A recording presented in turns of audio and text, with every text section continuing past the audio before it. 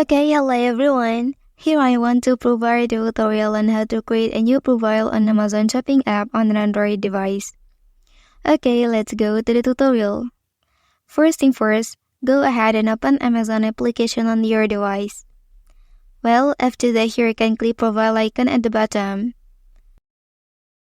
And then click on your profile here.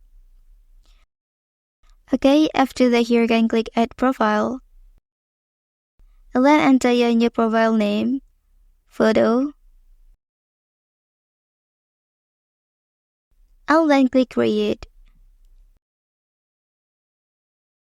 Well, and then you can select the interest recommendation for you, and then continue.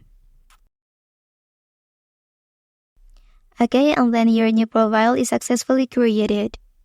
Well, that's the tutorial on how to create a new profile on Amazon Shopping app on an Android device. Thank you.